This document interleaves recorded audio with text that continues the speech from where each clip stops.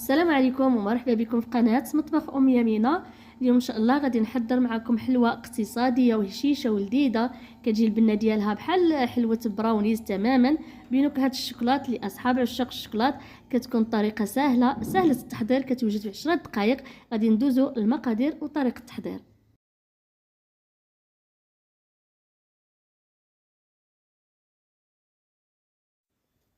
غادي نبداو بسم الله على بركه الله.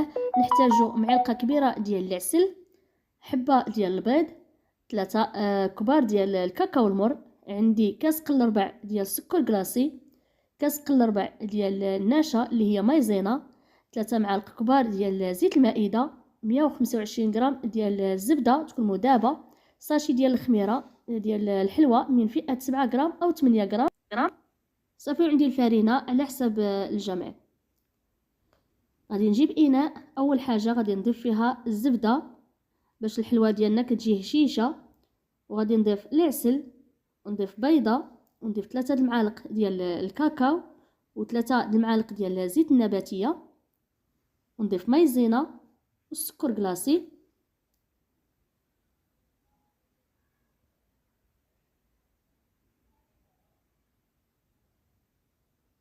وغادي نخلط مزيان، عاد نضيف شويه ديال الدقيق ونضيف عليها الخميره ديال الحلوه. بالنسبه للدور ديال النشا، هي كتعطينا واحد الرطوبه للحلوه وكتجينا من الداخل مهويه، بالخصوص زدنا معاها الزبده باش تعطينا واحد الهشاشه اللي هي زوينه. صافي. وبالنسبه للعجين ما تدلكوهش بزاف، غير هكا تجمعوه بصباعكم على حسب ما تجمع العجينه. وهنا كنبقى نعجن بيديا، وانا كنزيد الدقيق غير شويه بشويه حتى كتجمع لي العجينه، راها كتجي معلكه. صافي. على ما جمعت العجينه حتى اختفى الدقيق، ونبقى نشكلها هكا في يديا وما تلصقليش. صافي ما نزيدش الدقيق. صافي. غادي نجيب اللاطه، ضفت فيها ورق الطهي او ورق الزبده، ونبقى نشكلها كويرات صغار. على ما نكمل الكميه كامله غادي نسخن الفران من الفوق ومن التحت على 180 درجه، راها ما كتهش الوقت ديال الطياب بزاف. صافي. من نشوفها طابت نخرجها، ونأكد عليكم ما تخليوهاش حتى كتحمر وكتنشف، راها غادي تجيكم قاصحه الا كثرتوا لها الطياب. نتمنى من الشرح يكون واضح. صافي. على ما خرجت الحلوه ديالي من الفران، شوفوا كتجي مفقعه على شكل براونيز. صافي. عندي هنايا شيكولا مذوبه، ونبقى نغطس غير الوجه ديالها ونحطها على البلاستيكه. غادي نكمل الكميه كامله اللي عندي بنفس الطريقه ونرجع معكم.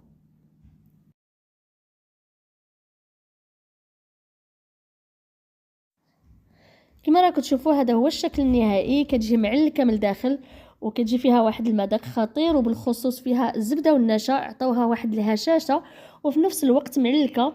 وإلا كملتوا على الوصفه درتوا لها شي شكلاط يكون شي نوعيه ممتازه، راه ما نعاود لكمش اللذه كي كتجي. كتجي جد رائعه.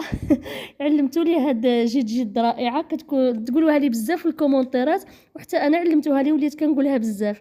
كنقول لكم شكرا جزيلا على التعليقات ديالكم الزوينه اللي كتخليوها في حقي، وكنتمنى لكم فرجه ممتعه وبالصحه والراحه ومع السلامه.